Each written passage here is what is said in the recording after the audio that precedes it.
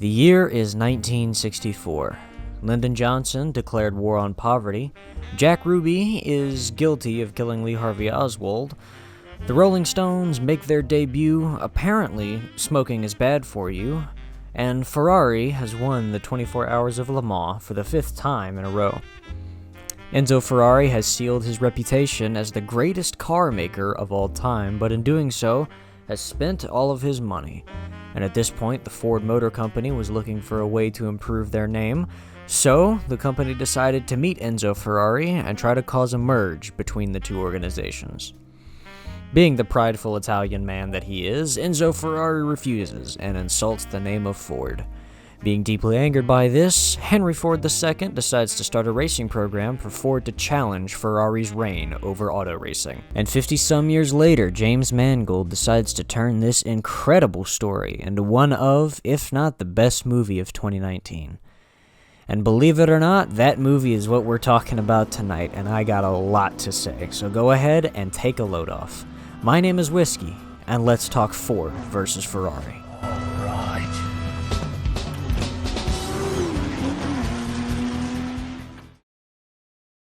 Starts with the sounds of engines and announcers. It's 1959, and we're following the great Carroll Shelby racing for Aston Martin at the 24 Hours of Le Mans.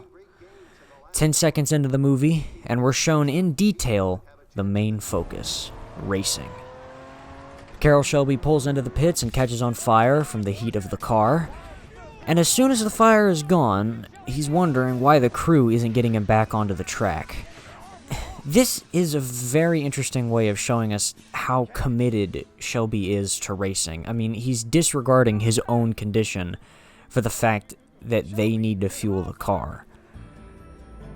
After he leaves the pits, the announcer is heard again congratulating Aston Martin and Shelby for winning the race, while a very high-pitched ring is heard getting louder and louder. Then, a sharp cut to Shelby in a doctor's office. The doctor tells him that the great Carroll Shelby can't race anymore because of a heart condition. And although Shelby protests, he more or less comes to terms with the fact that he isn't going to win this argument and then leaves, getting into his beautiful-looking Porsche and moves into the hills with a brilliant monologue telling us about what it's like driving a race car, how when you hit 7,000 RPM, the machine becomes weightless. And at that point, that's one of the points where life asks you a question. Who are you?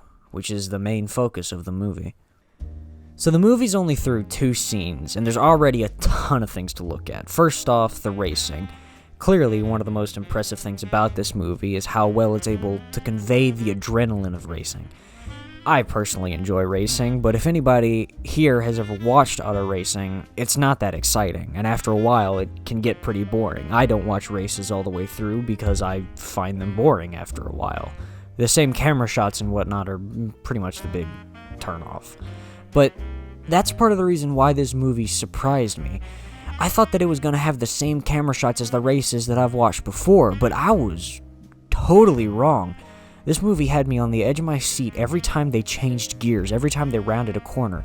No matter what the race was, I was completely involved. The camera work that went into this movie makes you feel like you're in the car with the drivers.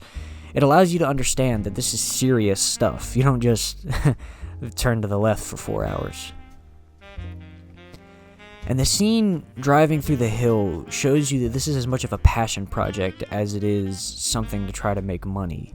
They didn't have to include shots like that. They didn't have to include those kind of cars and this kind of message behind it. So, racing's established as a huge part of the movie, and is the focus of all of the action and the adrenaline of the film.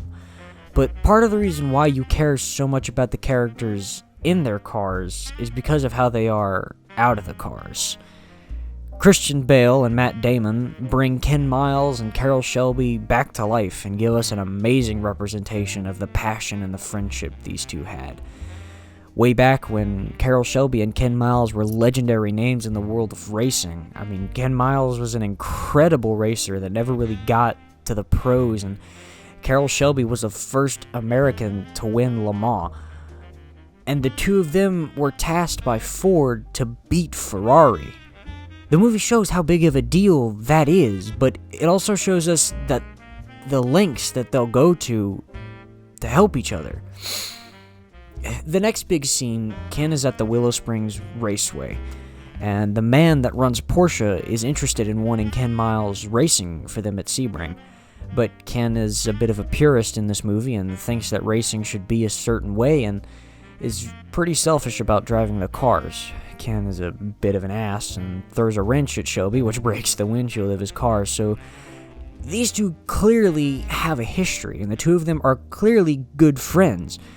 I mean, if Ken Miles drives for Porsche, then Shelby loses his best driver for Cobra, but Shelby still tries to help Ken move up in the racing world. I mean, someone asked Carroll Shelby, they asked why he stopped racing, because the rumor is that Carroll Shelby stopped racing because he lost his nerve, not because of medical reasons. People think that Carroll Shelby was scared, and that's why he stopped racing. So this is as much about his reputation as it is the reputation of Ken. He's trying to pull all the strings he can so that way Ken can move up as much as he can. So the relationship between these two is pretty complex, and if it wasn't, the movie would have tanked. But somehow, this movie makes not only the racing and the characters interesting, but also building a car interesting. Cars are complicated, and that hasn't changed ever since the Model T. And this movie shows in great detail the complexity of the car for all the gearheads, but it isn't a turnoff or it isn't boring for the other people. For people who don't understand about cars and whatnot, don't understand about engines, about the difference between a 3-liter V8 and a 7-liter V12. So most people don't know the difference between those two. But it's not a turnoff whenever they talk about that stuff, and that's one of the best parts about the movie, in my opinion. And I personally don't really know all about engines or about how cars work. I'm more of a looks person and speed, but I'm willing to bet that the majority of the audience doesn't know really about cars either. And the fact that the director makes the scenes where they do nothing but talk about the inner workings of the car and how they can change drivetrains and engines and redesigning the car to be more aerodynamic, they make that fun and interesting and intriguing. And that speaks volumes to what the team was able to do for this story. Now, this movie could have been really, really bad. And an example of what I mean is a racing movie called Le Mans. This came out back in the 70s. And the reason why Le Mans is not that great of a movie for me is because it doesn't focus on the people racing. It used footage from Le Mans, from an actual race at Le Mans, whenever Porsche and Ferrari raced. So all of the footage was basically caught at that event. But the problem is that you don't care about the people racing. If you lived through that event, then you might care because you know the backstory behind it, but the movie doesn't explain at all what the context for this race is, why there's such a big competition between Porsche and Ferrari. But Ford versus Ferrari is very different. You're put into the lives of these characters. Ken Miles and his family, especially his son, and Ken's want to provide, but the struggle between doing what he needs to do, which is get a job and work and just pay the bills and whatnot, and doing what he wants to do, which is racing. And I think that's why Ken is so relatable. I mean, everyone has had the struggle of not knowing what they want to do or the burning desire to do what they want, but just kind of letting that fire die out because so many things in the world told them no. And, I mean, look at Carroll Shelby. He was the first American to win the 24 Hours of Le Mans back in '59. And right after that, this takes place in 1964, the majority of the movie. So, not that long after he was at the top of his game, he had to stop because of a heart condition. There are reports saying that physically, Carroll Shelby should not have been able to finish that race because his heart was essentially failing the whole time, but he still managed to not only finish, but win.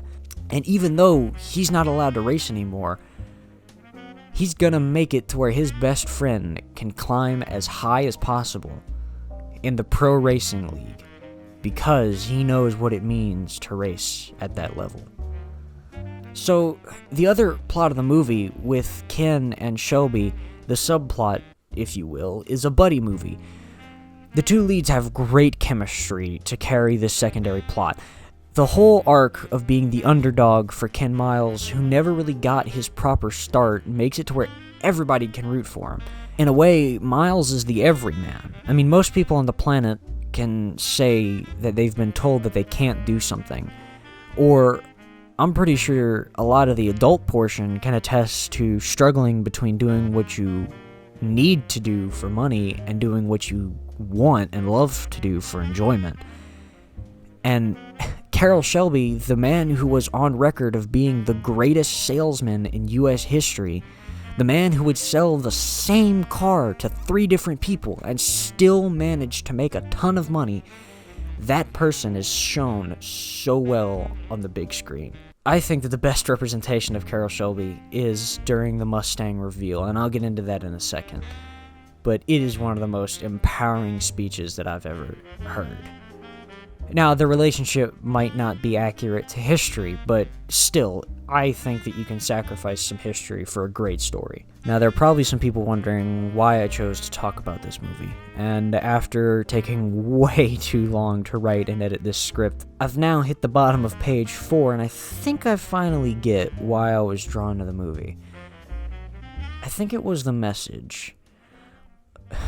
What a lot of people probably glance over is the fact that this is an underdog story. Miles and Shelby are the underdogs. They have to change the way they do things and reinvent the way that America is seen in the racing industry to prove what they can do.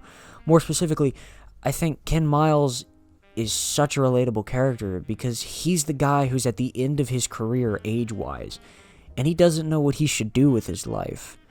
I related to that so much more than I thought I would, not because of the age, but because I'm a high school senior who's trying to decide what to do with his life. I mean, I'm pretty much done with high school because of quarantine, and I don't have a grasp on the real world, and I'm terrified to do what I love because I'm scared it'll never make any progress. That's part of why this video's taken so long. I'm too close to it. And like I said before, there's a speech that Shelby gives partway through the movie that's really empowering to someone who's lost in life. He talks about how some people are lucky because they know what they want to do. So they'll never work a day in their life, going back to that old saying. But he also talks about people that find something they have to do, and that if they don't do it, it's going to drive them crazy. And during the speech, he says he knows someone like that, and while looking dead at Ken Miles, he says Henry Ford II. But that's Shelby talking directly to Ken. The message to Miles, the encouragement to take the leap and do what you have to. I think that's what really spoke to me. The message to never lose sight of your dreams and what makes you happy. To never leave what you love entirely. The message to do what you love so it doesn't drive you crazy. I don't know. But I think the message of this movie is to go for it, more or less, and to do what you love. So that way when the question creeps up on you out of nowhere and asks, who are you? The people who take that leap and do what they love, and the people who do what they have to, maybe they'll have an answer. And I don't know about you guys. I can only speak for myself, but I want to be one of those people. I want to have an answer. Something to think about. Have a good night.